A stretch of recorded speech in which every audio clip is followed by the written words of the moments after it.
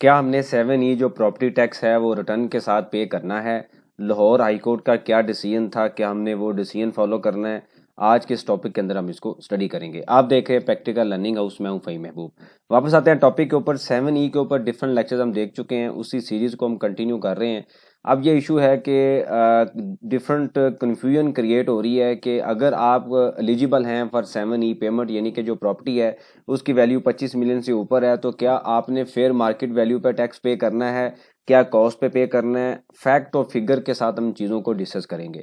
तो एक एग्जांपल हम ले लेते हैं, एक छोटी सी एग्जांपल है, उसमें हम ये कंसीडर करते हैं कि फॉर एग्जांपल आपके पास जो 7E की, हम अज्यूम ये कर रहे हैं कि 7E की जो एग्जम्पशंस हैं उन सब को माइनस करने के बाद जो प्रॉपर्टी की वैल्यूज़ हैं, एक प्रॉपर्टी है या ज़्यादा प्रॉपर्टी है, उसकी वैल्यू लेट से हम ये कहते हैं 30 मिलियन है। अब ये 30 मिलियन आपकी कॉस्ट है, हम कॉस्ट की बात कर रहे हैं कि ये कॉस्ट की वैल्यू है, ठीक है। अब 30 मिलियन आपकी कॉस्ट आती है। फॉर एग्जांपल हम इनकी फेयर मार्केट वैल्यू जब हमने चेक की, जो एफबीआर के वैल्यूएशन रेट्स हैं वो भी हम डिस्कस भी कर लेते हैं कि हमने कहाँ से देखने हैं। लेट से वो आता है 40 मिलियन। अब ये दोनों का जो डिफरेंस है वो है 10 मिलियन। ऑब्वियसली ये जो वैल्यू है फेयर मार्केट वैल्यू है चेंज होती रहेगी। जो प्रॉपर्टी आपने आज से 2 साल 3 साल पहले ली है उनकी वैल्यू आज चेंज है, और जो 10 साल पहले ली है वो कम वैल्यू, आज ज़्यादा वैल्यू हो चुकी है। तो हाई कोर्ट का ये डिसीजन था कि भाई जो वैल्यू अभी टैक्स पेयर ने जो अमाउंट अभी रिसीव ही नहीं की, ये 40 मिलियन अभी अजम्पशन है, फेयर मार्केट वैल्यू हम अज्यूम कर रहे हैं कि चीज़ इतने की सेल होगी, लेकिन मेरी पॉकेट में, मेरी जेब में, मेरी बैंक में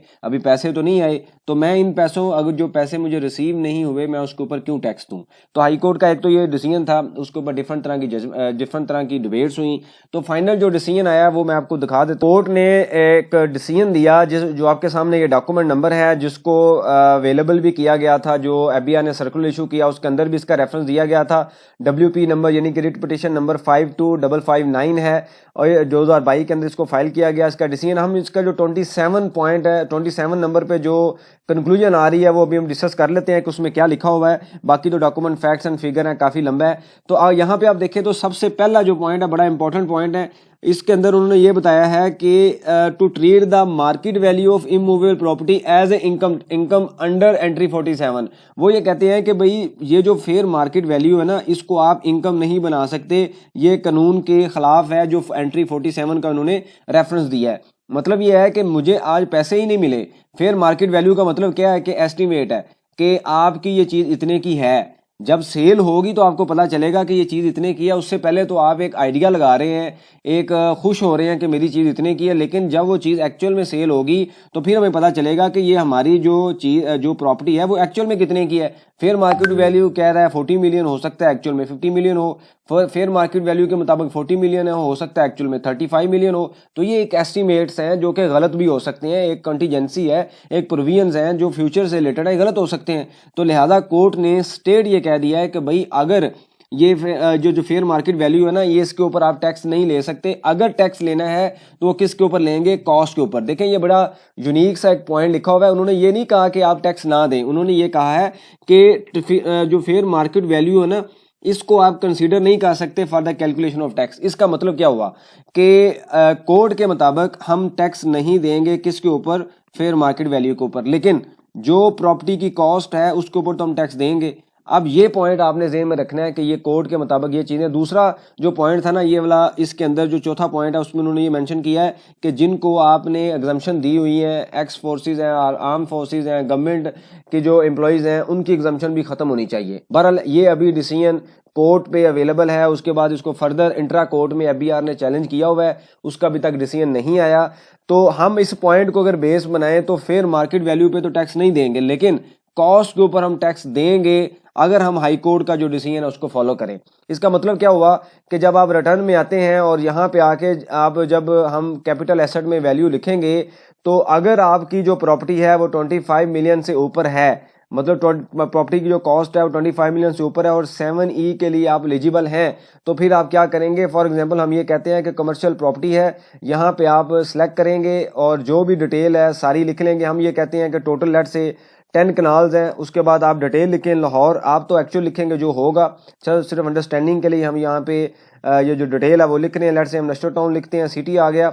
उसके बाद आता है नॉट एग्जम्प्टेड, ठीक है, तो कंस्ट्रक्टेड नहीं है, सारे प्लॉट हैं, हम ये कह लेते हैं। उसके बाद आप इसको सबमिट करें। अच्छा, जो एक किसी ने क्वेश्चन किया था कि वैल्यूएशन रेट कहाँ से आएंगे, तो ये एफबीआर का जो लिंक है ना, ये वैल्यूएशन वाला, ये अवेलेबल है। इसको आप यहीं पे ही क्लिक करेंगे तो ये आपके सामने आ जाएगा। वैसे मैं ये जो लिंक है ये मैं डिस्क्रिप्शन बॉक्स में भी रख दूंगा, वहां पे आप क्लिक करेंगे तो अवेलेबल होगा। उसके बाद आप क्या करेंगे, सबमिट पे क्लिक करेंगे और यहाँ पे हम लेट से कॉस्ट इसकी है, जैसे उस एग्जाम्पल के मुताबिक 25 मिलियन 30 मिलियन हमने यहाँ पे एग्जाम्पल में ली है, तो हम यहाँ पे 30 मिलियन की जो कॉस्ट है वो लेते हैं और यहाँ पे हम लिखते हैं कि 30 मिलियन इसकी कॉस्ट है, जो भी प्लॉट है, और एक्चुअल में जो होगा आप लिखेंगे। उसके बाद इसकी फेयर मार्केट वैल्यू हम ये कहते हैं 40 जो कॉस्ट है। फिर दोबारा देखें, याद रखें, हम कोर्ट के डिसीजन के मुताबिक फेयर मार्केट वैल्यू हम नहीं लिखेंगे, यानी कि 40 मिलियन नहीं लिखेंगे। कोर्ट ने यह कहा है कि टैक्स पे करना है, लेकिन किस पे करना है, उसने इनडायरेक्टली कॉस्ट की बात की है, फेयर मार्केट वैल्यू को उसने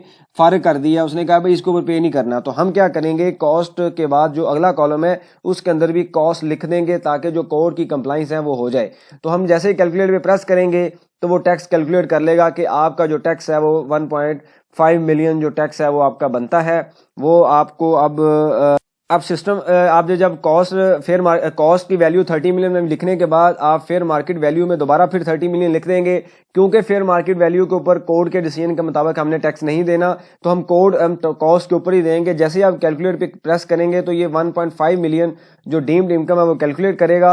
उसके बाद आप जाएंगे कंप्यूटेशन के टैब में। जैसे ही आप कंप्यूटेशन के टैब में जाते हैं तो सबसे नीचे एक आ रहा है कंप्यूटेशन का जो टैब होगा, उसमें आपने क्लिक करना है और जैसे ही आप क्लिक करेंगे तो यहाँ पे ये देखिए तो 3 लाख रुपया यानी कि 30 मिलियन का 1% उसने कैलकुलेट कर दिया। ये इसका 1% स्टेट वो लेगा जो कि हम ऑलरेडी स्टडी कर चुके हैं। 30 मिलियन का 1% 3 लाख रुपया वो कैलकुलेट कर देगा। अब इस कोट और फैक्ट और फिगर के मुताबिक हम इसको लेके चलेंगे। अब क्वेश्चन ये है कि भाई पे करना है कि नहीं करना। देखिए, कोड के मुताबिक फेयर मार्केट वैल्यू के मुताबिक पे नहीं करना, लेकिन कॉस्ट तो अभी भी अवेलेबल है। कोड ने ये नहीं कहा पे नहीं करना, कोड ने ये कहा पे करना है। अब इस फेयर मार्केट वैल्यू के अगेंस्ट जो एफबीआर का अदारा है उसने इंट्रा कोर्ट में इस कोर्ट के डिसीजन को चैलेंज कर दिया, जो कि अभी पेंडिंग है। तो मतलब ये हुआ कि कोर्ट के मुताबिक कॉस्ट पे तो पे करना है। अब इन फ्यूचर अगर डिसीजन आता है तो होगा क्या कि हमने टैक्स पे किया हुआ 30 मिलियन पे, अगर टैक्स पेयर के अगेंस्ट डिसीजन आता है तो हमें 40 मिलियन पे करना पड़ेगा, जो कि 4 लाख बनेगा। तो 3 लाख ऑलरेडी पे किया होगा, 1 लाख हमें दोबारा पे करना पड़ेगा जब भी कभी सब्सिक्वेंटली कोर्ट का हाई कोर्ट जो डिसीजन आता है इंट्रा कोर्ट का कि भाई ये जो डिसीजन हाई कोर्ट का वो ठीक नहीं था।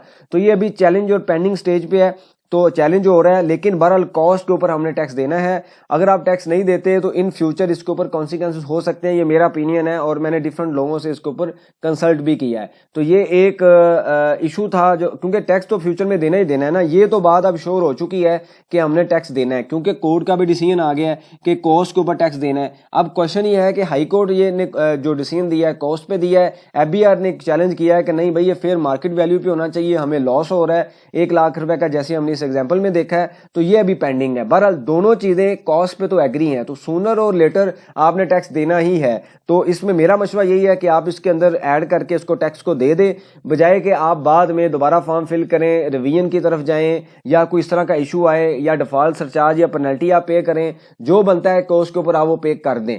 तो बहरहाल इसमें डिफरेंट एग्जाम्पशन अवेलेबल हैं। सारे लेक्चर्स असेंबली के लाजमी देख लीजिएगा।